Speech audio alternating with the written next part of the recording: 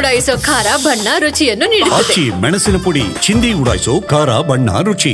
ಇನ್ನು ರಾಜಾತಿಥ್ಯ ಪಡೆದು ಮೆರೆದಿದ್ದ ಡೆವಿಲ್ಗೆ ನರಕ ದರ್ಶನ ಈ ಬಾರಿ. ಹೆಜ್ಜೆ ಹೆಜ್ಜೆಗೂ ಪರಪ್ಪನ ಅಗ್ರಹಾರದ ಅಧಿಕಾರಿಗಳು ಕಣ್ಣಿಟ್ಟು ನಟ ದರ್ಶನ್ ಕಾಯ್ತಿದ್ದಾರೆ. ಸುಪ್ರೀಂ ಕೋರ್ಟ್ ಸೂಚನೆಯ ಬಳಿಕ ಮತ್ತಷ್ಟು ಅಲರ್ಟ್ ಆಗಿದ್ದಾರೆ. ಹದ್ದಿನ ಕಣ್ಣಿಡುವುದಕ್ಕೆ ಕಾರಾಗೃಹ ಡಿಐಜಿ ದಯಾನಂದ್ ಅವರು ಸೂಚನೆಯನ್ನು ಕೊಟ್ಟಿದ್ದಾರೆ. ಜೈಲಿನಲ್ಲಿ ಎಲ್ಲಾ ಖೈದಿಗಳಂತೆ ದರ್ಶನ್ ಅಂಡ್ ಗ್ಯಾಂಗ್ ಇರಬೇಕು ಕೂಡ. ಐಷಾರಾಮಿ ಜೀವನ ಲೀಡ್ ಮಾಡ್ತಿದ್ದ ಕಾಟೇರ ಕಂಗಾಲಾಗಿದ್ದಾರೆ. ಕ್ವಾರಂಟೈನ್ ಸೆಲ್ನಲ್ಲಿ ಕಾಲ ಕಳೀತಾ ಇರುವಂತಹ ನಟ ದರ್ಶನ್ ಮತ್ತು ಇತರೆ ಆರೋಪಿಗಳು. ಪ್ರಕರಣಕ್ಕೆ ಸಂಬಂಧಪಟ್ಟಂತಹ ಎಲ್ಲ ಆರೋಪಿಗಳನ್ನು ಒಂದೇ ಸೆಲ್ನಲ್ಲಿ ಇರಿಸಲಾಗಿದೆ. ಹಾಗಾಗಿ ಅವರ ಜೊತೆಗೆ ಮಾತುಕತೆ, ಅವರ ಜೊತೆಗೇ ಕಾಲ ಕಳಿಬೇಕು. ಇಷ್ಟೇ ನಟ ದರ್ಶನ್ ಪಾಲಿಗೆ ಸದ್ಯಕ್ಕೆ ಉಳಿದಿರುವಂತಹ ಗತಿ. ಮನೆಯಿಂದ ಊಟ ಇಲ್ಲ, ಒಂದು ಬೆಡ್ಶೀಟ್ ಎಕ್ಸ್ಟ್ರಾ ಕೊಡಿ ಅಂದರೂ ಇಲ್ಲ.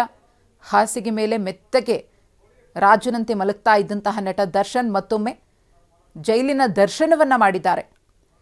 ಈ ಹಿಂದೆ ಪರಪ್ಪನ ಅಗ್ರಹಾರ ಜೈಲಿನಲ್ಲಿದ್ದಾಗ ದರ್ಶನ್ಗೆ ಯಾವ ರೀತಿಯಾಗಿ ರಾಜಾತಿಥ್ಯ ಇತ್ತು ಅನ್ನೋದನ್ನು ನಾವು ಗಮನಿಸಿದ್ವಿ. ಫೋಟೋಸ್ ಕೂಡ ವೈರಲ್ ಆಗಿತ್ತು.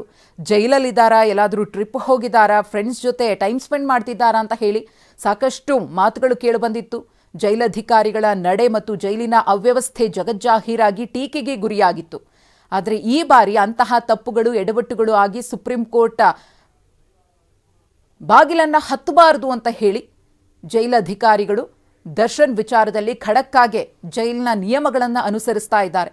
ಅವರು ಎಂಥದ್ದೇ ಪ್ರಭಾವಿಯಾಗಿರಲಿ, ಎಂಥದ್ದೇ ದೊಡ್ಡ ನಟನಾಗಿರಲಿ, ಕಾನೂನಿನ ಮುಂದೆ ಎಲ್ಲರೂ